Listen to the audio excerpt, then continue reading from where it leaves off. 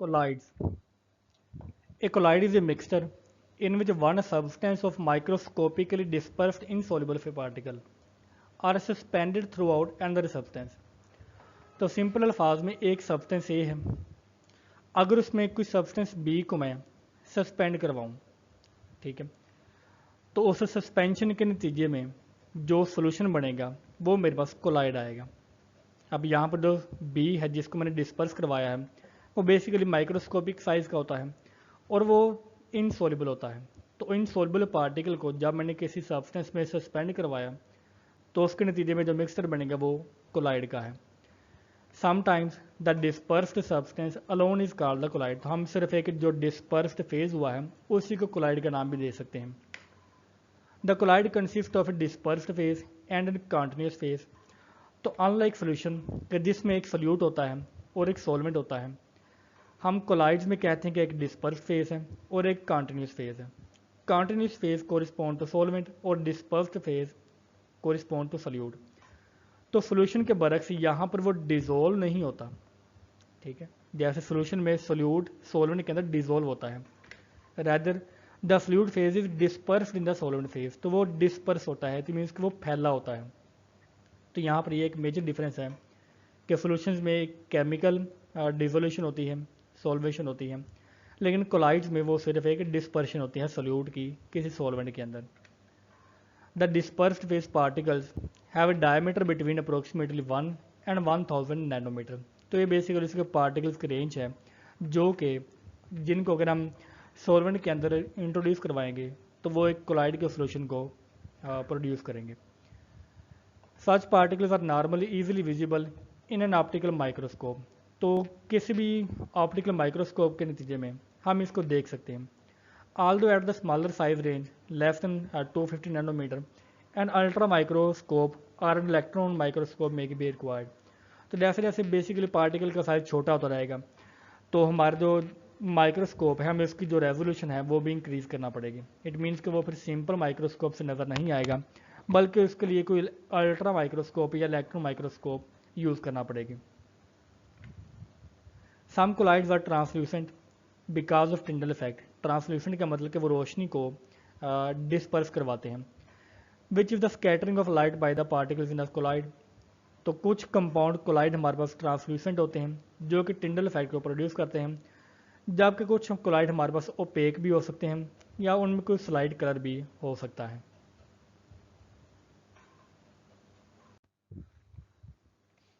तो कोलाइड की हम एक और डेफिनेशन देखते हैं कि when the diameter of a particle of a substance dispersed in a solvent ranges from 10 angstrom to 2000 angstrom the system is termed a colloidal solution. कि जब भी किसी सोल्यूशन में दो सोल्यूट के पार्टिकल हैं उनका जो रेडियस है या जो साइज़ है वो इतनी इस रेंज में हो तो वो कोलाइड के सोल्यूशन को प्रोड्यूस करेंगे।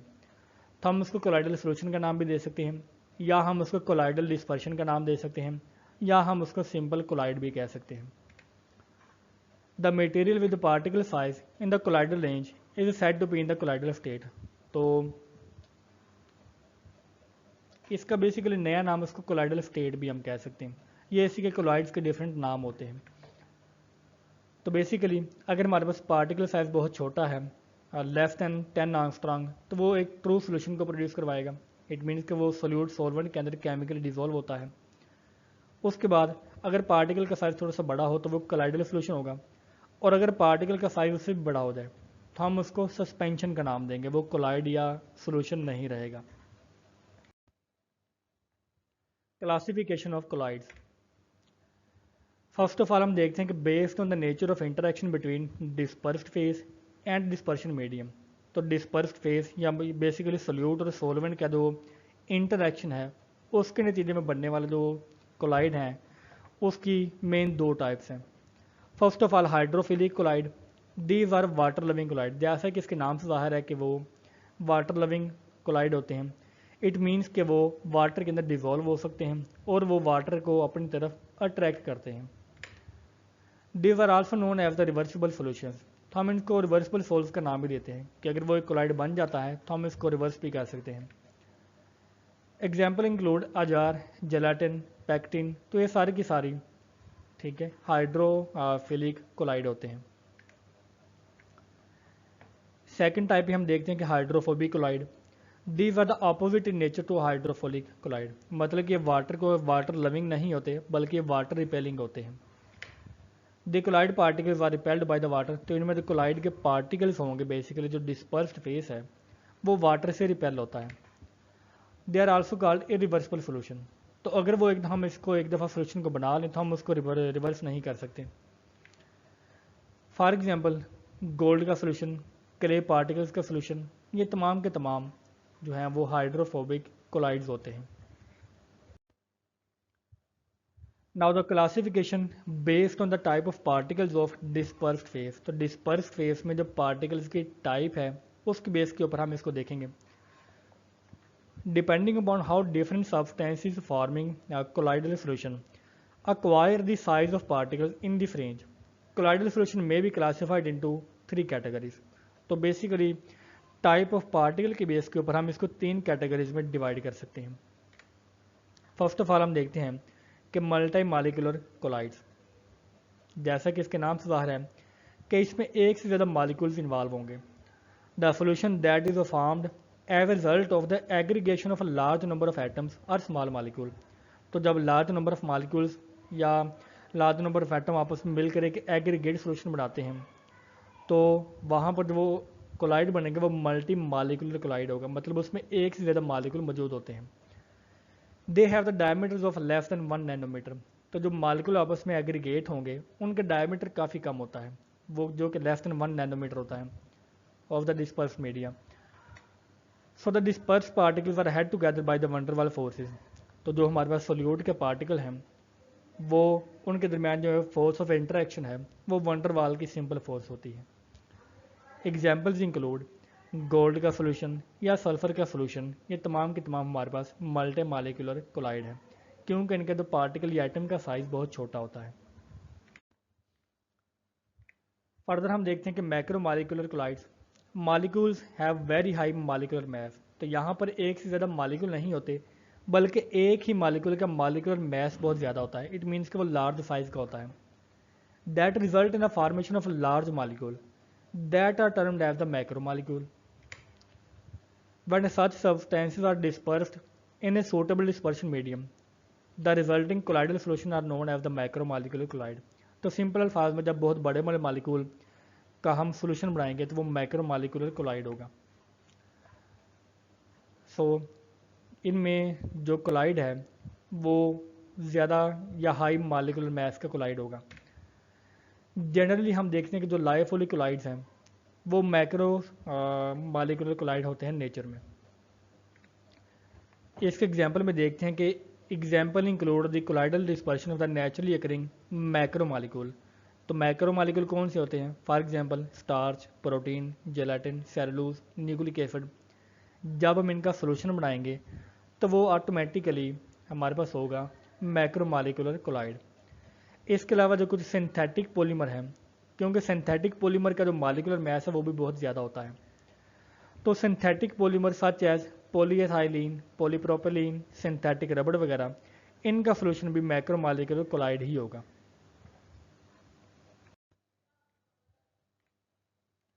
थर्ड हम देखते हैं कि एसोसिएटेड कोलाइड या जिनको हम माइसेलिस भी कहते हैं। Certain colloids behave as strong electrolyte at lower concentration but exhibit colloidal properties at higher concentration. तो बेसिकली कुछ हमारे पास जो स्ट्रॉन्ग इलेक्ट्रोलाइट हैं वो लो कंसंट्रेशन के ऊपर तो स्ट्रॉन्ग इलेक्ट्रोलाइट ही होते हैं। इट मीन्स कि वो इलेक्ट्रिसिटी को बहुत अच्छी तरीके से कंडक्ट भी करवाते हैं और वो ऑलमोस्ट 100% आयोनाइज भी होते हैं। लेकिन अगर हम उनकी कंसंट्रेशन को हाई करें तो उनकी थोड़ी सी एग्रीगेशन होती है, तो एग्रीगेशन होने की वजह से वो कोलाइडल प्रॉपर्टीज़ उनमें पैदा हो जाती हैं। इट मीन्स कि वो पार्टिकल वहाँ पर हाई कंसंट्रेशन के ऊपर सस्पेंड हो जाते हैं। At a particular concentration the molecules of the dispersed phase align in such way as the form a micellar structure, तो इसी स्ट्रक्चर की वजह से वो वहाँ पर सस्पेंड हो जाते हैं। This particular concentration is known as the critical concentration, तो जिस कंसंट्रेशन के बाद वो एक स्ट्रॉन्ग इलेक्ट्रोलाइट से कोलाइडल पार्टिकल में कन्वर्ट होता है या कोलाइडल पार्टिकल को शो करवाना स्टार्ट करता है, वो पॉइंट क्रिटिकल माइसेलर कंसंट्रेशन का पॉइंट होता है। The colloids that form micelles are known as the associated colloid. तो इसके नतीजे में बनने वाला कोलॉइड एसोसिएटेड कोलॉइड होगा। The classification of colloid depending upon the state of dispersed and dispersion medium. तो अब हम मीडियम के बेस के ऊपर डिफाइन करेंगे कैटेगरीज को कोलॉइड की। Depending upon the state of disperse particle and the dispersion medium, कि हमारे पास डिस्पर्शन मीडियम कौन सा है और वहाँ पर मीडियम में डिस्पर्स होने वाला पार्टिकल किस नेचर का है, हम इन दोनों के बेस के ऊपर कोलॉइड को इस तरह से क्लासीफाई कर सकते हैं। When the dispersion medium is liquid, तो जब हमारे पास जो मेन सॉल्वेंट है या तो डिस्पर्शन मीडियम है वो लिक्विड हो, तो हमारे पास कोलॉइड की टाइप फॉर्म आ सकती है। When the disperse medium is gas, examples include vapour cream, shaving cream वगैरह। तो डिस्पर्स्ड मीडियम लिक्विड है, लेकिन जो डिस्पर्शन मीडियम लिक्विड है और डिस्पर्स्ड मीडियम जो कि सोल्यूट है वो अगर गैस हो तो उसके नतीजे में बनने वाला सोल्यूशन फॉर्म होगा। अगर डिस्पर्शन मीडियम लिक्विड है और जो इसके अंदर डिस्पर्स होने वाला फेज है वो भी लिक्विड है, तो हम उसको नाम देंगे एमल्शन का। फॉर एग्जांपल मिल्क, मायोनीज वगैरह। इसके अलावा अगर डिस्पर्शन मीडियम लिक्विड है और इसके अंदर डिस्पर्स होने वाला फेज सॉलिड है, तो हम ऐसे कोलॉइड को नाम देंगे सॉल्यूशन का या सोल का।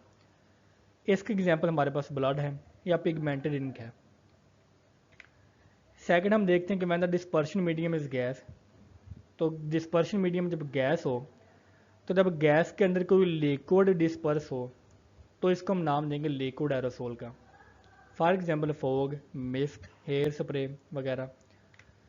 इसके अलावा अगर डिस्पर्शन मीडियम गैस है और डिस्पर्स्ड मीडियम सॉलिड है, तो हम इसको नाम देंगे सॉलिड एरोसोल का, जिसकी एग्जांपल ये है स्मोक, आइस क्लाउड एटसेट्रा।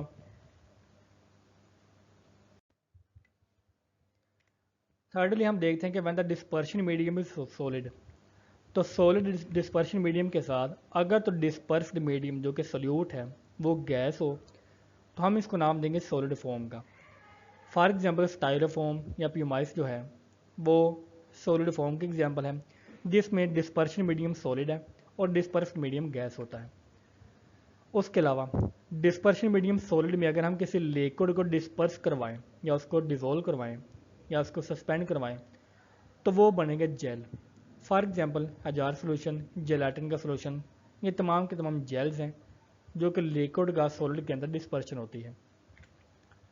उसके बाद है solid solution. When the dispersed medium is solid, तो सॉलिड के अंदर अगर हम सॉलिड को डिस्पर्स करवाएं तो वो सॉलिड सोल बनेगा।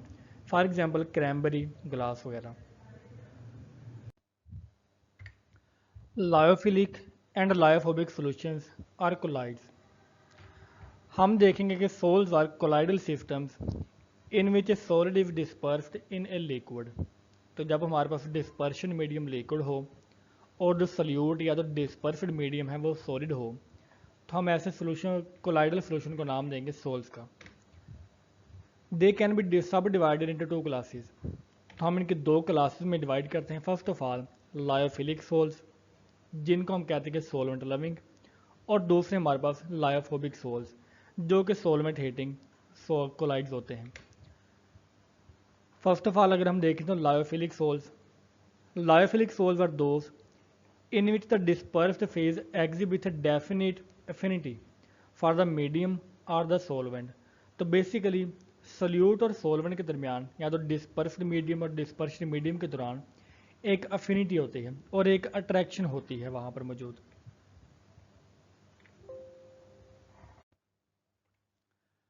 Characteristics of the lyophilic and lyophobic solutions. तो हमने देखा कि लायोफिलिक सॉल्यूशन ऐसे सॉल्यूशन है जिसमें डिस्पर्स्ड मीडियम और डिस्पर्शन मीडियम के दरमियान एक अफिनिटी मौजूद होती है, और अगर उनके दरमियान कोई अफिनिटी मौजूद ना हो तो वो लायोफोबिक सॉल्यूशंस होंगे। इट मीन्स कि वे एक दूसरे को रिपेल करते हैं। Some features of the lyophilic and lyophobic solutions are listed below. तो अब हम इनके कुछ जो कैरेक्टरिस्टिक्स हैं उनको स्टडी करेंगे। फर्स्ट ऑफ ऑल हम देखते हैं कि ease of preparation. Lyophilic sols can be obtain straight way by mixing the material. तो क्योंकि लायोफिलिक सोल्यूशन में सोल्यूट और सॉल्वेंट के दरमियान एक अट्रैक्शन मौजूद होती है, तो हम इनको सिंपल मिक्सिंग के साथ ही प्रिपेयर कर सकते हैं। मिसाल के तौर पर स्टार्च और प्रोटीन को जब हम किसी सूटेबल सॉल्वेंट के साथ मिक्स करते हैं तो वो एक लायोफिलिक सॉल्यूशन बन जाएगा। The giant molecule of the material are of the colloidal size. अब क्योंकि हमने देखा कि ये जो मटेरियल हमने इसमें ऐड किया, फॉर एग्जांपल स्टार्च या प्रोटीन, तो इनका मोलेकुलर साइज बहुत बड़ा होता है। तो मॉलिक्यूलर साइज बड़ा होने की वजह से उनके जो पार्टिकल का साइज़ है वो कोलाइडल का साइज़ होता है। इट मीन कि 10 आंगस्ट्रॉन्ग से लेके 1000 आंगस्ट्रॉन्ग तक। और these atoms pass into the colloidal form on account of interaction with the solvent. तो जैसे ही हम इस बड़े मॉलिक्यूलर मास वाले कंपाउंड को मिक्स करते हैं तो वो कोलाइडल सॉल्यूशन को प्रिपेयर कर देता है। दूसरी तरफ हम देखते हैं कि lyophobic sols lyophobic sols are not obtained by simple mixing this solid material with the solvent. तो क्योंकि हमारे पास सोल्यूट और सॉल्वेंट के दरमियान कोई अट्रैक्शन नहीं होती बल्कि एक रिपल्शन मौजूद होती है, तो इसी की वजह से हम सिंपल मिक्सिंग के ज़रिए लायोफोबिक सोल्स को प्रोड्यूस नहीं कर सकते। तो ये बेसिकली दोनों में डिफरेंस है कि लायोफिलिक ईजिली प्रिपेयर हो सकते हैं और लायोफोबिक ईजिली प्रिपेयर नहीं हो सकते। फिर हम देखते हैं कि charge on the particles. Particles of a hydrophilic sols may have little और नो चार्ज एट ऑल। तो इनके ऊपर थोड़ा सा चार्ज हो सकता है, लेकिन मोस्टली ऐसा होता है कि उनके ऊपर कोई चार्ज नहीं होता। और दूसरी तरफ जो हाइड्रोफोबिक सोल्स हैं, दे कैरी अ पॉजिटिव और negative charge which give them stability. अब क्योंकि उनके अपने अंदर चार्ज होता है पॉजिटिव या नेगेटिव, तो वो सॉल्वेंट किसी सॉल्यूशन के अंदर वो स्टेबल होते हैं। ठीक है। सॉल्वेशन। लायोफिलिक या hydrophilic sols particles are generally solvated. तो वो सोल्यूट इट मीन्स के सोल्यूबल होते हैं क्योंकि वो वाटर लविंग होते हैं। That is they are surrounded by an adsorb layer of the dispersion medium. तो डिस्पर्शन मीडियम उसको चारों तरफ से घेर लेता है। फॉर एग्जाम्पल अगर हमारे पास कोई पॉजिटिव चार्ज है तो डिस्पर्शन मीडियम का जो नेगेटिव चार्ज वाला पार्ट है, फॉर एग्जाम्पल जब हम NaCl को पानी में डिजोल्व करें तो इस तरह से वो चारों तरफ से इसको घेर लेता है। तो वो डिजॉर्ब लेयर डिस्पर्शन मीडियम की उसको सराउंड कर लेती है, which does not permit them to come together and coagulate. तो फॉर एग्जाम्पल एक पॉजिटिव चार्ज ये वाला है और इसका नेगेटिव ये वाला होगा और नेगेटिव के गिर्द उसके पॉजिटिव इसे होंगे। ठीक है। फॉर एग्जाम्पल ये पानी के पॉजिटिव पार्ट ने नेगेटिव पार्ट को घेर लिया, तो अब ये नेगेटिव पॉजिटिव के साथ मिक्स नहीं हो सकता। ठीक है। तो वो एक दूसरे के करीब नहीं आते, और अगर वो करीब नहीं आते तो वो कोआगुलेट भी नहीं होते। इट मीन्स कि वो एक कोलाइडल सॉल्यूशन बन जाता है। Hydration of gelatin is an example. तो इसमें उसके पॉजिटिव और नेगेटिव आयन मोस्टली जो है वो सेपरेट हो जाते हैं। There is no solvation of the lyo or hydrophobic sols particle for the want of interaction with the medium. तो हमने देखा कि वो सोल्यूबल नहीं होते। सोल्यूबल का मतलब कि उनके नेगेटिव और पॉजिटिव चार्ज सेपरेट नहीं होते, और अगर वो सेपरेट नहीं होते तो हम कहते हैं कि वो उनमें प्रॉपर सोल्वेशन नहीं होती। Viscosity. Lyophilic sols are viscous as the particle size increases due to solvation. तो सॉल्वेशन के प्रोसेस के नतीजे में उनके पार्टिकल का साइज इंक्रीज होता है। इट मीन्स कि अब यहाँ पर ये एक पार्टिकल के तौर पर काम करता है। And the proportion of the free medium decrease. तो जो फ्री मीडियम है जो को फ्रीली मूव कर सकता है वो उसका प्रपोर्शन डिक्रीज करता है। तो जब उसका प्रपोर्शन डिक्रीज होगा इट मीन्स कि दो लेयर्स के दरमियान रेजिस्टेंस ज़्यादा होगी। रेजिस्टेंस ज़्यादा होने की वजह से इसकी विस्कोसिटी भी ज़्यादा होगी। Warm solutions of the disperse phase on cooling set to gel preparation of table jelly.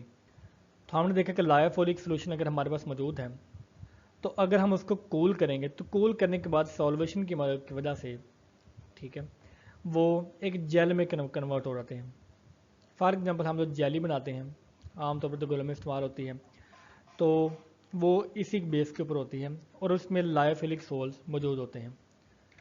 इसके अलावा हम देखते हैं कि the viscosity of the hydrophobic sols is almost the same as the dispersion medium itself. तो डिस्पर्शन मीडियम की और पूरे हाइड्रोफोबिक सोल्स की जो विस्कोसिटी है वो उसमें कोई ज़्यादा डिफरेंस नहीं होता क्योंकि उसमें प्रॉपर सॉल्वेशन नहीं होती। Precipitation. Lyophilic sols are precipitated or coagulated only by the high concentration of the electrolyte when the sol particles are dissolve. तो जब हम सोल पार्टिकल्स को डिसॉल्व करते हैं किसी डिस्पर्शन मीडियम के अंदर, तो हाई कंसनट्रेशन के ऊपर वो कोआगुलेट होते हैं। इट मीन्स कि वो एक दूसरे के करीब आकर को बड़ा मालिक्यूल बना देते हैं, ठीक है, फिजिकल साइज का। और हम कहते हैं कि जब वो उसकी कोआगुलेशन होगी तो वो प्रेसिपिटेट भी हो सकते हैं। तो लायोफिलिक सोल्स प्रेसिपिटेट हो सकते हैं हाई कंसनट्रेशन के ऊपर। दूसरी तरफ जो लायोफिलिक सॉल्यूशंस हैं, they are precipitated even by the low concentration. तो वो उसके लिए लाजमी नहीं है कि वो कंसनट्रेशन हाई हो, बल्कि वो लो कंसनट्रेशन के ऊपर ही किसी इलेक्ट्रोलाइट में वो प्रेसिपिटेट हो सकते हैं। The protective layer of the being absent, क्योंकि उनके जो इर्द गिर्द जो प्रोटेक्टिव लेयर है वो नहीं होती। प्रोटेक्टिव लेयर कहाँ से आती है कि जो नेगेटिव पार्ट है उसको पॉजिटिव पार्ट चारों तरफ से घेर लेता है। फॉर एग्जाम्पल, अगर हम NaCl को पानी में डिजोल्व करें तो सोडियम का जो आयन है Na प्लस का आयन, उसको वाटर का जो नेगेटिव पार्ट है ऑक्सीजन का वो चारों तरफ से घेर लेगा, और जो उसका क्लोरीन वाला पार्ट है नेगेटिव, उसको वाटर का पॉजिटिव पार्ट जो कि हाइड्रोजन का पार्ट है वो चारों तरफ से घेर लेगा। तो वो एक सॉल्वेशन होती है। लेकिन हाइड्रोफोबिक सोल्यूशन में कोई सॉल्वेशन नहीं होती। इट मीन्स कि उनके गिर्द प्रोटेक्टिव लेयर भी नहीं होती। तो प्रोटेक्टिव लेयर ना होने की वजह से वो लो कंसनट्रेशन के ऊपर ही प्रेसिपिटेट हो सकते हैं। Reversibility, the dispersed medium of the phase of the lyophilic sols when separated by the coagulation or by the evaporation of the medium can be reconverted into the colloidal form just on mixing। तो जो हमारे पास lyophilic souls हैं जो कि water loving होते हैं या solvent loving होते हैं, वो बेसिकली एक रिवर्स प्रोसेस में हम उसको हासिल कर सकते हैं। इट मीन्स कि जब हम उसको किसी सोलवेंट के अंदर डिजोल्व करते हैं तो हम सोलवेंट को एवेपोरेट करवा कर हम इसकी कोआगुलेशन भी करवा सकते हैं। तो वो एक रिवर्सिबल प्रोसेस होता है। Therefore this type of sols are designed as reversible sols. हम इनको रिवर्सिबल सोल्स का नाम भी देते हैं। दूसरी तरफ जो हमारे पास लायोफोबिक सोल्स हैं, अगर वो एक दफ़ा प्रेसिपिटेट हो जाएं, they can not be refound merely by mixing with dispersion medium. तो जैसा कि हमने पहले देखा कि जो लायोफोबिक सोल्स हैं वो सिंपल मिक्सिंग के साथ हासिल नहीं किए जा सकते, बल्कि उनको प्रिपेयर करने का मेथड भी सेम होता है, को ख़ास होता है। और अगर वो एक दफ़ा बन जाएं तो उस प्रोसेस को रिवर्स करना थोड़ा सा मुश्किल होता है। लिहाजा therefore they are called irreversible sols. तो लायोफोबिक सोल्स को हम नाम देते हैं इरिवर्सिबल सोल्स का। Tyndall effect, on account of the relatively small particle size, lyophilic sols do not scatter light and show no Tyndall effect। तो lyophilic souls में क्योंकि उनमें प्रॉपर सॉल्वेशन होती है, तो प्रॉपर सॉल्वेशन होने की वजह से वो लाइट को स्कैटर नहीं करते और वो टिंडल इफेक्ट को शो भी नहीं करते। टिंडल इफेक्ट क्या है कि फॉर एग्जांपल हमारे पास ये कोई मीडियम है और इसके अंदर हमारे पास कोई कोलाइडल सॉल्यूशन मौजूद है। अगर मैं लाइट को यहाँ पर इंट्रोड्यूस करवाऊँगा, फॉर एग्जांपल ये लाइट की बीम है, तो लाइट की बीम सोल्यूशन में से गुजरने के बाद थोड़ा सा एक्सपैंड होती है। इट मीन्स कि वो डिस्पर्स होगी। तो डिस्पर्स क्यों होती है कि इनमें मौजूद पार्टिकल्स की वजह से। तो इन पार्टिकल्स में की वजह से लाइट का डिस्पर्स होना वो प्रोसेस है टिंडल इफेक्ट का। तो जो लायोफिलिक सोल्स हैं वो लाइट को स्कैटर नहीं करते, इस वजह से वो टिंडल इफेक्ट को शो भी नहीं करते। दूसरी तरफ जो हमारे पास लायोफोबिक सोल्स हैं, they are large enough to exhibit Tyndall effect. तो उनके पार्टिकल का साइज इतना बड़ा होता है कि वो यहाँ पर लाइट को स्कैटर कर सकते हैं। अगर वो लाइट को स्कैटर कर सकते हैं, इट मीन्स कि they can show Tyndall effect.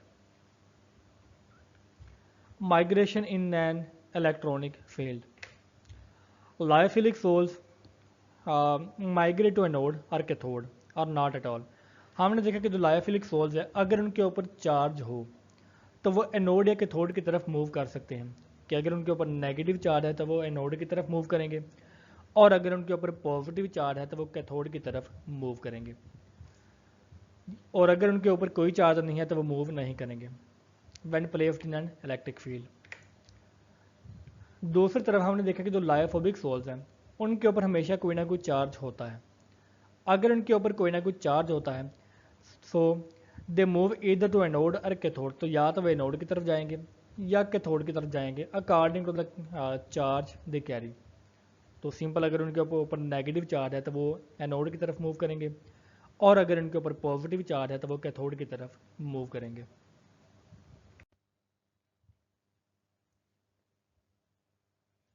Comparison of lyophilic and lyophilic souls.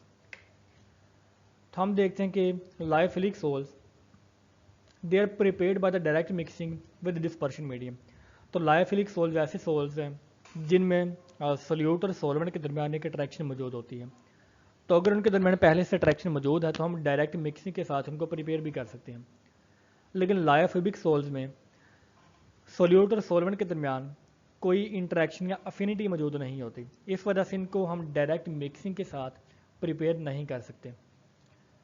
Lyophilic sols के ऊपर या तो चार्ज हो सकता है, या अगर चार्ज हो तो वो बहुत थोड़ा चार्ज होता है, मतलब उसकी जो डेंसिटी है वो बहुत कम होती है, या उनके ऊपर कोई चार्ज नहीं होता। लेकिन जो हमारे पास लायोफोबिक सोल्स हैं उनके ऊपर हमेशा कोई ना कोई पॉजिटिव या नेगेटिव चार्ज मौजूद होगा, वो न्यूट्रल नहीं होते। Particles are generally solvated.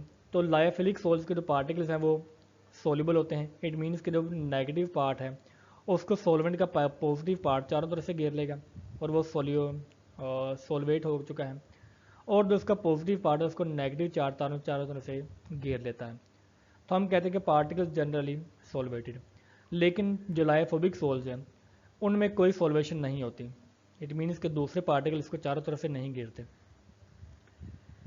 Lyophilic souls की जो विस्कोसिटी है that is higher than the dispersion medium set to gel. तो उनकी विस्कोसिटी इतनी ज़्यादा हाई होती है कि कूल करने के ऊपर वो जेल में कन्वर्ट हो जाते हैं। और जो लायोफोबिक सोल्स हैं उनकी विस्कोसिटी जो है वो बहुत ज़्यादा चेंज नहीं होती, मतलब कि जो मीडियम की विस्कोसिटी है डिस्पर्शन मीडियम, तो जो उसके बाद हमारे पास सोल्यूशन बनेगा उसकी विस्कोसिटी भी उतनी ही होगी, ठीक, और वो जेल में कन्वर्ट नहीं होते। हाई कंसनट्रेशन के ऊपर जो लायोफिलिक सोल्स हैं वो प्रेसिपिटेट हो सकते हैं, क्योंकि हाई कंसनट्रेशन के ऊपर उनकी एग्रीगेशन होगी, और एग्रीगेशन की वजह से वो सिंपल प्रेसिपिटेट हो जाते हैं। और लायोफोबिक सोल्स के जो पार्टिकल साइज है वो थोड़ा सा बड़ा होता है, और पार्टिकल साइज बड़ा होने की वजह से वो लो कंसनट्रेशन के ऊपर ही प्रेसिपिटेट हो जाते हैं। लायोफिलिक फिलिक सोल जो हैं वो रिवर्सिबल हैं, मतलब हम उनको ईजिली बना भी सकते हैं, और एवेपोरेट करवा के हम उसको ख़त्म भी करवा सकते हैं सोल्यूशन को। इट मीन्स के सोल्यूट को हासिल भी कर सकते हैं। लेकिन जो लायोफोबिक सोल्स है अगर वो डायरेक्ट मिक्सिंग के साथ बन भी नहीं सकता, और अगर हम उसको एक दफ़ा प्रिपेयर कर ले तो उसको रिवर्स नहीं किया जा सकता। इट मीन्स कि वो इरिवर्सिबल प्रोसेस है।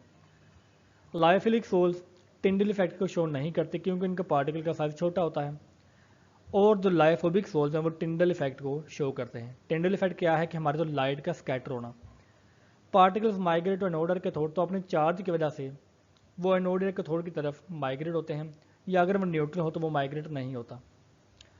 और जो हमारे पास एनोड और कैथोड की तरफ जो लायोफोबिक सोल्स के पार्टिकल्स हैं वो मूव करते हैं, क्योंकि उनका हमेशा कोई ना कोई चार्ज होता है।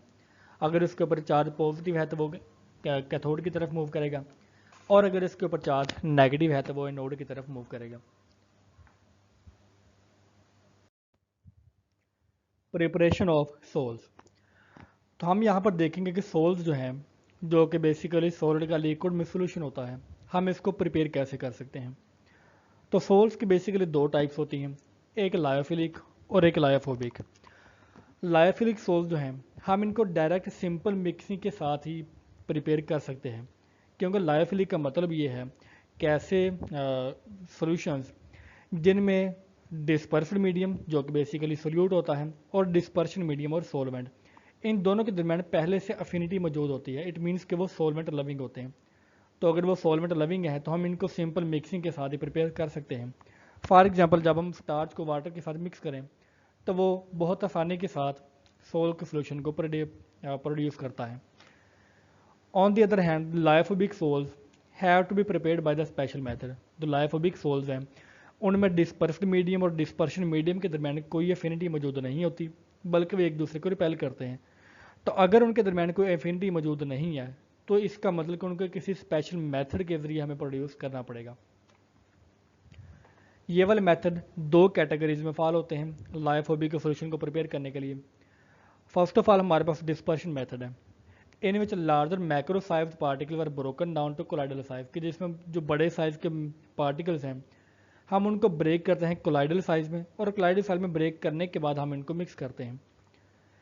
सेकंड में हमारे पास एग्रीगेशन मेथड होते हैं, in which colloidal size particles are built up by aggregating single lines और मालिक्यूल।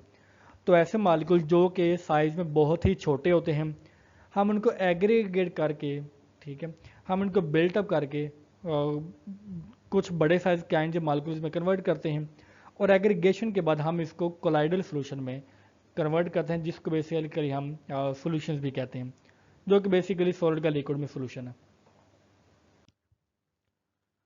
डिस्पर्शन मेथड, हम यहाँ पर लायोफोबिक सॉल्यूशंस को प्रिपेयर करने का जो डिस्पर्शन मेथड है उसको स्टडी करेंगे। इस मेथड में हम देखते हैं कि एक मटेरियल किसी दूसरे मटेरियल में डिस्पर्स होता है, ठीक है। डिस्पर्स करवाने के लिए सबसे पहले हमारे पास एक मशीन है जिसको हम कोलाइडल मिल का नाम देते हैं। तो ये बेसिकली एक मैकेनिकल मेथड है जिसमें हम मैकेनिकली सोल्यूट को सॉल्वेंट के अंदर डिस्पर्स करवाते हैं। The solid along with the liquid dispersion medium is fed into the colloidal mill. तो ये हमारे पास एक कोलाइडल मिल है जिसमें एक प्लेट ऊपर है और एक प्लेट नीचे है। ये दोनों प्लेट्स एक दूसरे के अपोजिट डायरेक्शन में मूव करती हैं। इनको मूव करवाने के लिए हमारे पास ये दो मोटर्स लगी हुई हैं। तो ये वाली मोटर इसको काउंटर क्लॉकवाइज मूव करवाती है और नीचे वाली इसको क्लॉकवाइज मूव करवाएगी। हम इन दोनों के प्लेटों के दरमियान फासला बहुत ही कम होता है। जब फासला बहुत कम होता है तो जब हम जो एक डिस्पर्शन मीडियम और जो पार्टिकल्स हैं वो इन दोनों प्लेटों के दरमियान में इंट्रोड्यूस करवाते हैं। तो दोनों प्लेटों के दरमियान में इंट्रोड्यूस करवाने से वो बेसिकली डिस्पर्स होता है सोल्यूट सॉल्वेंट के अंदर। The mill consist of two steel plates nearly touching each other. तो जैसा कि हमने कहा कि इन दोनों के दरमियान फासला बहुत ही कम होगा, and rotating in the opposite direction with high speed. तो वो बहुत हाई स्पीड के साथ अपोजिट डायरेक्शन में मूव करती हैं। The solid particles are ground down to colloidal size and are then dispersed in liquid to give the sols. तो अगर तो हमारे पास जो पार्टिकल्स हैं उनका साइज़ अगर बड़ा भी हो तो इन दोनों प्लेटों के दरमियान मूव करने की वजह से वो उनका साइज़ छोटा हो जाएगा और उसके साथ ही वो लिक्विड के अंदर डिस्पर्स होते जाते हैं। कोलाइडल ग्रेफाइट जो कि बेसिकली एक लुब्रिकेंट है, और जो प्रिंटिंग इंक है हमारे पास वो इसी मेथड के ज़रिए हम प्रिपेयर करते हैं। हमारी सिंपल पेन की इंक वो भी इसी मेथड से प्रिपेयर होती है। नाउ अब हम देखेंगे dispersion method for the lyophobic solution. हम स्टडी करेंगे ब्रैडिक्स आर्क मेथड को। It is use for preparing hydrosols of metals. तो किसी मेटल का जो सॉल्यूशन प्रिपेयर करने के लिए हमारे पास ये आर्क मेथड मौजूद होता है। फॉर एग्जांपल अगर हमने सिल्वर का, गोल्ड का या किसी प्लाटिनम मेटल का सॉल्यूशन प्रिपेयर करना हो तो ये वाला मेथड वहाँ पर यूज़ होगा। हम देखते हैं कि the an arc is struck between the two metal electrodes held close together beneath deionized water. तो ये हमारे पास डीआयोनाइज्ड वाटर है जिसमें कुछ ट्रेस ऑफ अल्कली भी मौजूद हो सकती है। ये दो हमारे पास मेटल के इलेक्ट्रोड हैं और इन दोनों इलेक्ट्रोड्स को हमने हाई वोल्टेज सोर्स के साथ कनेक्ट किया होता है। The water is kept cold by immersing the container in ice और water bath and trace of alkali is added. तो यहाँ पर हमने इसको कूल करने के लिए ये वाला हमारे पास आइस है, जिसको हम आइस का बाथ कहते हैं या कोल्ड वाटर का बाथ, और हमने इस वाटर में थोड़ी सी अल्कली भी ऐड की होती है। The intense heat of spark across electrodes vaporise some of the metal and the vapours condense under water. तो हम देखते हैं कि इस वाटर के अंदर हमने किसी मेटल को मिक्स करवाना है। इस वाटर के अंदर जब ये दोनों इलेक्ट्रोड्स दरमियान में जो भी मेटल पड़ी होगी, ठीक है, हमारा जो मेन मेटल है तो वो बेसिकली यहाँ पर मौजूद होगी। तो इस मेटल को जब हम दोनों आर के साथ टच करेंगे तो वहाँ पर एक स्पार्क पैदा होगा। स्पार्क पैदा होने की वजह से वो जो मेटल है वो थोड़ी सी एवेपोरेट होगी क्योंकि वहाँ पर इंटेंस हीट प्रोड्यूस होती है। उस एवेपोरेशन की वजह से वो गैस की फॉर्म में जैसे ही कन्वर्ट होती है तो कन्वर्ट होने के बाद वो वाटर के अंदर लो टेम्परेचर होने की वजह से उसी वक्त कंडेंस हो जाती है।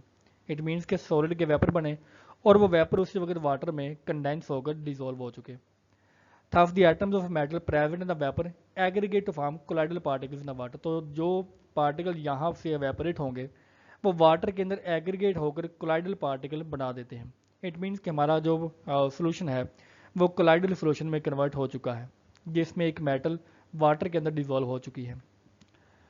Since the metal has been ultimately converted into solution particles via metal vapor, this method has been treated as a dispersion. तो हम कहते हैं कि ये डिस्पर्शन का भी मेथड है कि जिसकी वजह से वो सोल्यूशन पार्टिकल में कन्वर्ट हो चुके हैं। डिस्पर्शन का मतलब कि वो प्रॉपर डिजोल्व नहीं हुए या उसमें सॉल्वेशन का मेथड नहीं हुआ, प्रोसेस नहीं हुआ, बल्कि वो डिस्पर्स हुए हैं। Non-metal solutions can be made by suspending coarse particles of the substance in the dispersion medium and striking an arc between iron electrode। तो अगर वो नॉन मेटल का सोल्यूशन है तो आयरन इलेक्ट्रोड के दरमियान हम आर को टच करके वहाँ पर स्पार्क पैदा करके हाई टेम्परेचर प्रोड्यूस करके हम नॉन मेटल का सोल्यूशन भी प्रोड्यूस कर सकते हैं। Dispersion method by peptization. Some freshly precipitated ionic solids are dispersed into the colloidal solution in water by the addition of a small quantity of electrolyte, particularly those containing a common ion।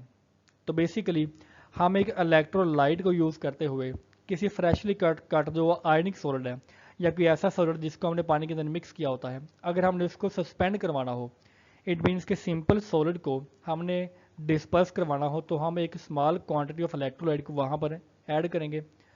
Add करने के बाद वहाँ पर charge produce होगा और charge produce होने की वजह से वो सस्पेंड होगा। हम देखते हैं कि वहाँ पर एक जो कॉमन आयन भी प्रोड्यूस होगा इलेक्ट्रोलाइट की वजह से। The precipitate absorb the common ion. तो हमारे पास जो प्रेसिपिटेट है जो कि आयनिक सॉलिड का पार्टिकल्स हैं वो कॉमन आयन को अब्जॉर्ब करते हैं। अब्जॉर्ब करने के बाद electrically charge particle then separate from the precipitate. तो जिनके ऊपर चार्ज पैदा होगा वो एक दूसरे से सेपरेट हो जाते हैं और कोलाइडल पार्टिकल के तौर पर वो सेपरेट होंगे। फॉर एग्जांपल हम देखते हैं कि यहाँ पर ये केस फ्रेशली कट सॉलिड है और ये अभी लिक्विड के अंदर मिक्स नहीं है। इट मीन्स कि वो वहाँ पर डिस्पर्स नहीं है। अगर हमने इसको डिस्पर्स करवाना है तो हम एक small quantity of electrolyte for example FeCl3 को वहाँ पर ऐड करवाएंगे। FeCl3 को ऐड करवाने के बाद हम देखते हैं कि जो प्रेसिपिटेट है जो कि न्यूट्रल FeOH3 का पार्टिकल है, ठीक है, अब वो न्यूट्रल पार्टिकल चार्ज पार्टिकल में कन्वर्ट हो जाएगा किसी इलेक्ट्रोलाइट की वजह से, ठीक है, क्योंकि यहाँ पर एक कॉमन आयन हमारे पास फेरिक का है। तो कॉमन आयन होने की वजह से वो पॉजिटिव आयन प्रोड्यूस होंगे, पॉजिटिव आयन फेरिक का है। तो जिनके ऊपर पॉजिटिव चार्ज आएगा तो पॉजिटिव और पॉजिटिव एक दूसरे को रिपेल करते हैं। तो जैसे ये सोल्यूशन सॉलिड के पार्टिकल एक दूसरे को रिपेल करेंगे तो वो यहाँ पर डिस्पर्स हो जाते हैं। तो ये बेसिकली पेपराइजेशन का मेथड है डिस्पर्शन के लिए, और इसी के ज़रिए हम जो कोलाइडल सॉल्यूशन है वो प्रोड्यूस कर सकते हैं। The dispersal of the precipitated material into colloidal solution by the action of an electrolyte in the solution is termed peptidization। तो बेसिकली पेप्टाइजेशन का मेथड डिफाइन ही ऐसे होता है कि अगर हमने किसी प्रेसिपिटेटेड मटेरियल को किसी इलेक्ट्रोलाइट के ज़रिए अगर हमने सस्पेंड करवाया है या हमने उसको डिस्पर्स करवाया है इलेक्ट्रोलाइट के ज़रिए, तो वो मेथड पेप्टाइजेशन का है। और जो इलेक्ट्रोलाइट हमने यूज़ किया होता है वो पेप्टाइजिंग एजेंट होता है। फॉर एग्जांपल लास्ट स्लाइड में हमने देखा कि जो FeCl3 है वो एक पेप्टाइजिंग एजेंट है। Peptization is the reverse of coagulation of A solution. तो बेसिकली कोआगुलेशन में पार्टिकल्स आपस में अटैच होते हैं, तो अगर अटैच पार्टिकल को अगर हमने रिवर्स करवाना हो तो वो प्रोसेस पेप्टाइजेशन का है कि पार्टिकल्स आपस में अटैच ना हो बल्कि वो सेपरेट हो जाए। अब कुछ जो पेप्टाइजेशन से प्रोड्यूस होने वाले सॉल्यूशंस के एग्जांपल, फर्स्ट ऑफ ऑल हम देखते हैं कि सिल्वर क्लोराइड की। Silver chloride can be converted into a sol by adding hydrochloric acid. तो हाइड्रोक्लोरिक एसिड क्लोरीन माइनस का एक नेगेटिव आयन प्रोड्यूस करेगा और इस कॉमन आयन की वजह से सिल्वर क्लोराइड वहाँ पर सस्पेंड हो जाएगा। उसके बाद फेरिक हाइड्रोक्साइड, हम फेरिक हाइड्रोक्साइड को फेरिक क्लोराइड ऐड करके हम वहाँ पर इसको प्रोड्यूस करवा सकते हैं इसका सोल्यूशन। तो यहाँ पर जो फेरिक क्लोराइड और हाइड्रोक्लोरिक एसिड जो हैं ये दोनों के दोनों पेप्टाइजिंग एजेंट होंगे। Chemical methods of preparation of colloids. हमने अभी तक पढ़ा physical method of preparation of colloid के जहाँ पर रिएक्शन कोई नहीं होता। अब हम पढ़ेंगे कि किस तरह हम रिएक्शंस को यूज़ करते हुए हाइड्रोफिलिक या लायोफिलिक सॉल्यूशंस को प्रिपेयर कर सकते हैं। फर्स्ट ऑफ ऑल हम देखते हैं कि double decomposition technique. For example when hydrogen sulphide is passed through a solution of arsenious oxide in the distilled water, we get a colloidal solution of arsenious chloride। तो simple हमने देखा कि हमारे पास hydrogen sulphide था, इसको अगर हमने आर्सेनियस oxide के सोल्यूशन में से गुजारा तो हमारे पास जो सोल्यूशन प्रिपेयर होगा कोलाइडल सोल्यूशन, वो आर्सेनियस क्लोराइड का सोल्यूशन प्रिपेयर होगा। यहाँ पर क्लोराइड नहीं होगा बल्कि ये सल्फाइड है, ठीक है। तो आर्सेनियस सल्फाइड का सोल्यूशन प्रिपेयर होगा। फॉर एग्जांपल AF2O3, इसका रिएक्शन हम करवाएंगे 3H2S के साथ, और ये फिर AF2F3 का जो आर्सेनियस सल्फाइड का सोल्यूशन प्रिपेयर करेगा और ये वाटर के अंदर मिक्स होता है। तो बेसिकली ये रिएक्शन के ज़रिए हमारे पास सोल्यूशन प्रिपेयर हुआ है। तो ये एक डबल डीकम्पोजिशन का मेथड है कि जिसमें हाइड्रोजन सल्फाइड की भी डीकम्पोजिशन हुई है और हमारे पास AF2O3 की भी डीकम्पोजिशन हुई है। उसके बाद हमारे पास मेथड है ऑक्सीडेशन टेक्निक का। A colloidal solution of the sulfur is made to pass through aqueous solution of the sulfur dioxide। तो जब सल्फर का सोल्यूशन सल्फर डाइऑक्साइड से गुजरता है तो वो बेसिकली प्योर सल्फर के सोल्यूशन को प्रोड्यूस करेगा। It can also be obtained by passing the gas through a solution of an oxidising agent. तो सिंपल हम जो सल्फर गैस या जो सल्फर डाइऑक्साइड गैस है, हम इसको किसी ऑक्सीडाइजिंग एजेंट में से भी गुजार सकते हैं, such as bromine water as well as nitric acid. तो बेसिकली हम डिफरेंट सॉल्यूशंस को यूज़ करते हुए जो सल्फर का वाटर के अंदर जो सॉल्यूशन है वो प्रिपेयर करते हैं, ठीक है। सल्फर डाइऑक्साइड के इसको हमने गुजारा H2S में के सोल्यूशन में, H2S में से, और H2S में से गुजारने के बाद वो सिंपल कन्वर्ट हुआ सल्फर में, और ये सल्फर किस में मौजूद है, वाटर में। तो ये हमारे पास ऑक्सीडेशन की टेक्निक है। इसके अलावा अगर हम हाइड्रोजन सल्फाइड को किसी ऑक्सीडाइजिंग एजेंट में से गुजारें तो ऑक्सीजन वो आए ऑक्सीडाइजिंग एजेंट से आएगी। तो ऑक्सीडाइजिंग एजेंट जो ऑक्सीजन प्रोवाइड करेगा, तो उस ऑक्सीजन प्रोवाइड करने की वजह से भी हमारे पास सोल्यूशन ऑब्टेन हो सकता है। नेक्स्ट हम देखते हैं रिडक्शन टेक्निक को। ये एक और मेथड है जिसमें हम किसी मेटल का सोल्यूशन प्रिपेयर करते हैं। फॉर एग्जांपल सिल्वर, गोल्ड या प्लाटिनम का अगर हमने सोल्यूशन प्रिपेयर करना हो तो एक तो मेथड उसका आर्क मेथड है, जिसमें हम किसी इलेक्ट्रिक वायर को यूज़ करते हुए आर्क प्रिपेयर करते हैं और इलेक्ट्रोलाइट के ज़रिए हम उसको प्रिपेयर करते हैं। दूसरा मेथड है इसमें जिसमें हम एक रिड्यूसिंग एजेंट को यूज़ करते हुए हम इसको प्रिपेयर कर सकते हैं। हम इन मेटल्स के जो साल्ट का सोल्यूशन है उसका एक रिड्यूसिंग एजेंट के ज़रिए रिड्यूस करते हैं। रिड्यूस करने की वजह से वो जो मेटल है हमारे सॉल्वेंट के अंदर या डिस्पर्शन मीडियम के अंदर वो सस्पेंड हो जाती है और हम कहते हैं कि उसका जो कोलाइडल सोल्यूशन है वो प्रिपेयर हो चुका है। Examples of reducing agent include stannous chloride. तो हम स्टेनियस क्लोराइड को यूज़ करते हुए हम किसी सिल्वर, गोल्ड या प्लाटिनम का जो सोल्यूशन है उसको प्रिपेयर कर सकते हैं। नेक्स्ट हम देखते हैं कि hydrolysis technique. It involve the use of boiling water to obtain reduction solution of ferric chloride. तो हाइड्रोलिसिस का मतलब कि हम इसमें वाटर का यूज़ करते हुए उस कैंस का कुछ जो रद्दोबदल है वो करते हैं। तो हम देखते हैं फॉर एग्जांपल FeCl3, इसको हम डिज़ोल्व करेंगे 3H2O में। तो डिज़ोल्व करने के बाद हमारा जो फेरिक क्लोराइड का सोल्यूशन एक प्रिपेयर होगा और एक फेरिक OH3 का सोल्यूशन है। अब ये जो फेरिक ऑक्साइड का सोल्यूशन है ये बेसिकली सस्पेंड होगा किसी सोल्यूशन के अंदर या वाटर के अंदर और ये कोलाइडल सोल्यूशन को प्रोड्यूस करेगा। Properties of colloidal solutions. तो हम देखते हैं कि a colloid is a mixture in which one substance of microscopically dispersed insoluble particle is suspended throughout another substance. कि एक सबस्टेंस के अंदर हमने एक दूसरा इनसॉल्युबल जो पार्टिकल है हमने इसको डिस्पर्स किया होता है। इट मीन्स कि वो सोल्यूबल नहीं होता या इसमें सॉल्वेशन का प्रोसेस नहीं होता, बल्कि वो पार्टिकल इनसॉल्युबल होता है और वो इनसॉल्युबल पार्टिकल डिस्पर्स होता है। तो ऐसे मिक्सचर को हम कोलाइडल सॉल्यूशन का नाम देते हैं। Owing to this peculiar structure of colloid, it has varied physical and chemical property। तो क्योंकि वो उसके अंदर प्रॉपरली मिक्स नहीं होता, तो इस वजह से इसकी कुछ फिजिकल प्रॉपर्टीज़ भी होती हैं और कुछ ख़ास केमिकल प्रॉपर्टीज़ भी मौजूद होती हैं। हम इन सभी को यहाँ पर डिटेल में स्टडी करेंगे, जिनमें फिजिकल प्रॉपर्टीज़ होंगी, केमिकल, ऑप्टिकल और उसके बाद इलेक्ट्रिकल और कुछ मैकेनिकल प्रॉपर्टी को भी स्टडी करेंगे। Physical properties of colloidal solutions. First of all हम देखते हैं कि स्टेबिलिटी एक फिजिकल प्रॉपर्टी है। Colloids are relatively stable in nature, ठीक है, क्योंकि वो एग्रीगेट होकर नीचे जो है वो सेटल डाउन नहीं होते। The particles of the dispersed phase are in a state of continuous motion and remains suspended in the solution. तो वो बिल्कुल जैसे कि सोल्यूट सॉल्वेंट के अंदर सस्पेंड होता है, डिजोल्व होता है और वो वहाँ पर मूव भी करता है, तो कोलाइडल सॉल्यूशन में जो डिस्पर्स्ड फेज है या जो इनसॉल्युबल पार्टिकल्स हैं वो भी कंटिन्यूसली मूव करते हैं और मूव करने के साथ वो उसी सॉल्यूशन में सस्पेंड भी रहते हैं। Filterability. Colloids required specialized filter known as the ultra filters और filter for filtration.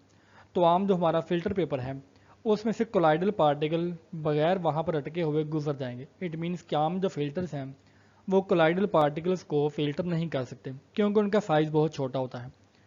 They readily pass through ordinary filter paper without yielding any residue. Heterogeneous nature. Since colloid consist of two phases, the dispersed phase as well as the dispersion medium, they are known as the heterogeneous in nature. Although कि हमने देखा कि solute solvent के अंदर mix होता है, लेकिन हमने देखा कि जो सोल्यूट के पार्टिकल हैं वो प्रॉपरली मिक्स नहीं होते बल्कि वो इनसॉल्युबल होते हैं। तो इनसॉल्युबल होने की वजह से एक डिस्पर्स्ड फेज है जो कि सोल्यूट के कोरिस्पॉन्ड करता है और दूसरा हमारे पास डिस्पर्शन मीडियम है जैसे कि आमतौर पर सॉल्वेंट होता है। तो दो डिफरेंट फेज होने की वजह से हम इसको हेट्रोजीनियस इन नेचर का नाम भी देते हैं। होमोजीनियस अपीयरेंस के नेचर में तो वो हेट्रोजीनियस है लेकिन अपीयरेंस में वो होमोजीनियस है। Even though colloids have suspended particles and are heterogeneous in nature, they appear as if it is homogeneous solution. क्योंकि हमने देखा कि वो तो फिल्टर पेपर से बगैर फिल्टर हुए गुजर जाते हैं तो वो एक होमोजीनियस सोल्यूशन के तौर पर ही नजर आते हैं। This is because the suspended particles are so tiny that they are not visible by the naked eye. तो हम आम आंख से किसी माइक्रोस्कोप के बगैर उन पार्टिकल्स को नहीं देख सकते, उनका साइज इतना छोटा होता है। Now colligative properties of the colloidal solutions. The particles of the dispersed phase come together to form associated molecule। तो अगर dispersed phase के molecule आपस में एक दूसरे के करीब आए तो वो associated molecules को produce करते हैं। The formation of associated molecules render the solution certain special property। तो इसी associate molecule बनने की वजह से वहाँ पर कुछ special properties भी पैदा हो जाती हैं। For example, जो solution का vapor pressure decrease होगा क्योंकि वो सरफेस के ऊपर में मौजूद होते हैं और हमारा वेपर प्रेशर या जो रेट ऑफ एवेपोरेशन है वो सरफेस के ऊपर डिपेंड करता है, सरफेस एरिया के ऊपर। तो अगर सरफेस एरिया के ऊपर हमारे पास इनसॉल्युबल पार्टिकल मौजूद हैं तो वेपर प्रेशर भी कम होगा। Elevation in boiling point. तो अगर वेपर प्रेशर कम होगा तो इसी के कोरिस्पॉन्डिंगली हमारा जो बॉइलिंग पॉइंट है वो इंक्रीज हो जाएगा और बॉइलिंग पॉइंट इंक्रीज होने के साथ ही हम देखते हैं कि डिप्रेशन इन फ्रीजिंग पॉइंट भी देखने को मिलता है, ठीक है, जो कि वेपर प्रेशर के साथ ही रिलेटेड होता है। हम इसके अलावा देखते हैं कि डिक्रीज इन ऑस्मोटिक प्रेशर, हमारे पास जो ऑस्मोटिक प्रेशर है वो भी डिक्रीज होता है। तो ये तमाम की तमाम प्रॉपर्टीज़ कोलिगेटिव प्रॉपर्टीज़ ही होती हैं। तो कोलिगेटिव प्रॉपर्टीज ऐसी प्रॉपर्टीज़ हैं जो कि सोल्यूट की कंसनट्रेशन के ऊपर भी डिपेंड करते हैं कि जितनी सोल्यूट की कंसनट्रेशन ज़्यादा होगी उतना ही यहाँ पर उसका इफेक्ट भी ज़्यादा होगा। Optical properties of colloidal solutions. तो ऑप्टिकल प्रॉपर्टी में हम देखते हैं कि एक बहुत इंपॉर्टेंट प्रॉपर्टी टिंडल इफेक्ट की है। टिंडल इफेक्ट में हम देखते हैं कि colloid exhibit phenomenon known as the Tyndall effect और इसको साइंटिस्ट टिंडल ने 1869 में ऑब्जर्व किया। हम देखते हैं कि when we pass an intense converging beam of light through a colloidal solution, तो हमारे पास एक बीम ऑफ लाइट है, हम इसको कोलाइडल सॉल्यूशन में से पास करवाएंगे, ये उसका पाथ है।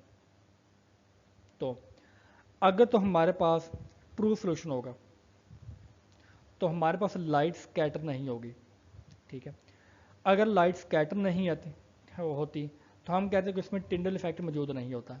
लेकिन हम देखते हैं कि अगर पार्टिकल्स का साइज़ थोड़ा सा बड़ा हो जाए तो पार्टिकल का साइज़ थोड़ा सा इंक्रीज होने की वजह से वो जो पार्टिकल्स हैं वो लाइट को स्कैटर करते हैं। तो यहाँ पर आप देख रहे हैं कि लाइट की स्कैटरिंग हो रही है। तो ऐसा फिनोमेना जिसमें suspended particles beam of light को स्कैटर करें, ऐसे फिनोमेना को हम नाम देते हैं टिंडल इफेक्ट का। तो कोलाइड के पार्टिकल्स टिंडल इफेक्ट को शो करते हैं, ठीक है, क्योंकि इनका पार्टिकल का साइज थोड़ा सा बड़ा होता है। और जो हमारे पास जो ट्रू सोल्यूशन है या जो सस्पेंशन है वो टिंडल इफेक्ट को शो नहीं करेगी। तो हमारे पास जो कोलाइडल सोल्यूशंस हैं उनको पहचानने का तरीका एक बीम ऑफ लाइट वाला भी होता है।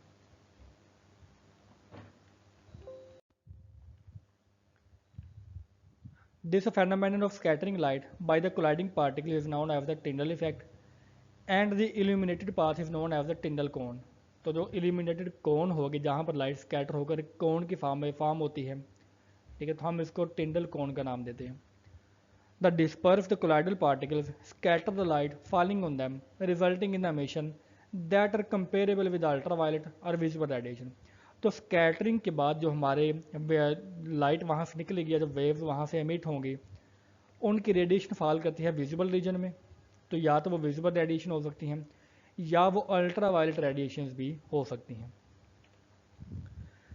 दी स्कैटर रेडिएशन गेट्स इल्यूमिनेटेड, तो वो रेडिएशंस हमारे सोल्यूशन में इल्यूमिनेट होती हैं।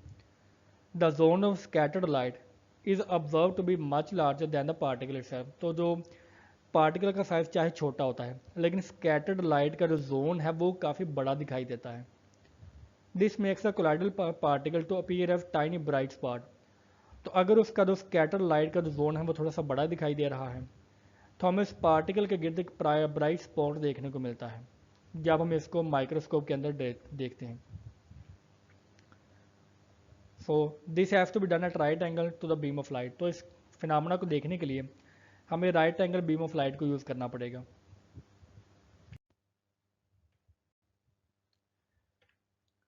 True solutions do not exhibit the Tyndall effect. तो अगर हमारे पास ट्रू सोल्यूशन होगा इट मीन्स कि वो मुकम्मल तौर पर सॉल्वेशन होगी, तो वहाँ पर टिंडल इफेक्ट देखने को हमें नहीं मिलता। This is because the size of particles present in a true solution are too small to scatter light. तो वो इतने छोटे होते हैं कि वो लाइट को स्कैटर करने के काबिल ही नहीं होते। Thus the Tyndall effect can be use to distinguish a colloidal solution from a true solution. तो हमारा जो एक डिस्टिंग्विश करने के लिए क्या है कि हमारा सोल्यूशन ट्रू सोल्यूशन है या वो कोलाइडल सोल्यूशन है, तो हम एक बीम ऑफ लाइट को सिंपल यूज़ कर सकते हैं। अगर किसी शीशे के जार में हम किसी सोल्यूशन में से रोशनी को गुजारें या किसी लाइट को वहाँ पर गुजारें, तो अगर तो लाइट स्कैटर हो जाए तो वो हमारा सोल्यूशन कोलाइडल सोल्यूशन होगा, और अगर लाइट स्कैटर ना हो तो वो सोल्यूशन हमारे पास होगा कोलाइडल सोल्यूशन, ट्रू सोल्यूशन नहीं होगा वो। कोलाइडल सोल्यूशन की और बेसिकली कोलाइडल पार्टिकल्स की जो एक बहुत अहम मैकेनिकल प्रॉपर्टी है वो ब्राउनियन मूवमेंट होती है। हम देखते हैं कि the dispersed particle present in a colloidal solution exhibit a very important property called the Brownian movement.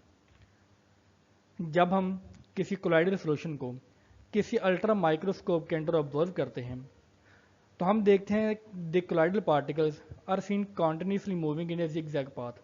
तो जो भी हमारे पास कोलाइडल सोल्यूशन के इनसॉल्युबल पार्टिकल्स हैं वो जिगजैग मोशन में मूव करते हैं।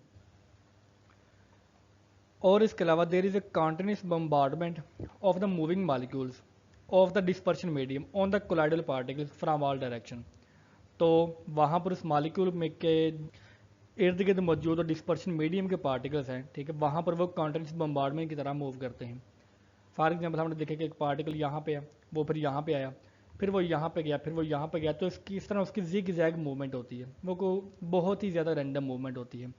हम इस मूवमेंट को नाम देते हैं ब्राउनियन मूवमेंट का। This imparts momentum to the particles to move in a forward direction where again it collide with the another particle. तो हम देखते हैं कि जब पार्टिकल हमारे पास जो इनसॉल्युबल पार्टिकल है वो मूव करता है तो वो आगे जाकर किसी और मॉलिक्यूल के साथ टकराएगा, ठीक है। किसी और मालिक्यूल के साथ टकराने के बाद वो अपना रास्ता चेंज करेगा। यहाँ पर वो किसी और पार्टिकल के साथ टकराया और उसने अपना दोबारा से रास्ता चेंज कर लिया। तो इस तरह प्रॉपर कोलिजन्स के साथ हमने देखा कि वो एक दूसरे के साथ एग्रीगेट नहीं होते। इट मीन्स के वो जो हैं वो थोड़े से स्टेबल हो जाते हैं।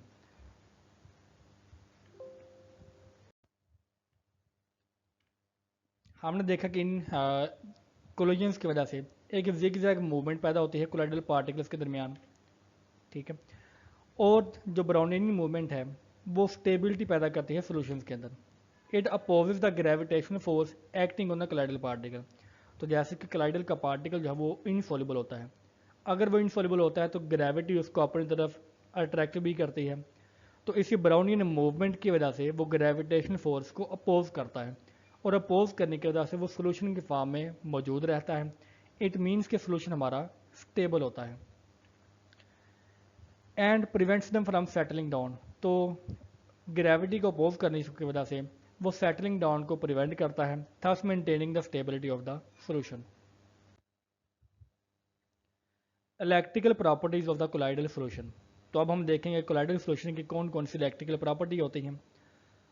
तो हम देखते हैं कि the particles of the colloidal solution carry the same type of charge while the dispersion medium carries an equal and opposite charge. तो कोलाइडल सोल्यूशन में जो डिस्पर्स्ड पार्टिकल हैं या जो सॉल्यूट के पार्टिकल हैं उनके ऊपर सेम चार्ज होता है, या वो पॉजिटिव हो सकता है या वो नेगेटिव हो सकता है, लेकिन जो डिस्पर्शन मीडियम के ऊपर उसके अपोजिट चार्ज होता है। इट मीन्स के एक पार्टिकल को उसके जो अपोजिट साइड वाले पार्टिकल्स हैं वो उसको चारों तरफ से घेर लेते हैं।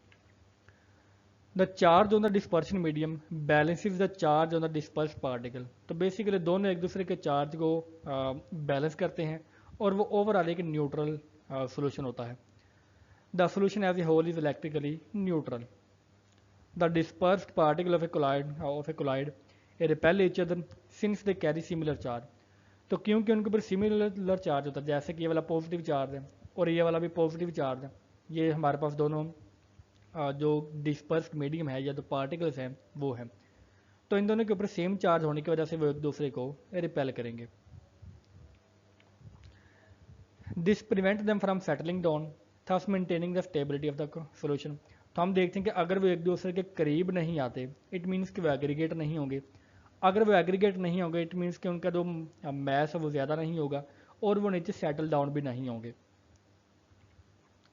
Based on the nature of the charge the colloidal solution may be classified as a positively charge and negatively charge souls.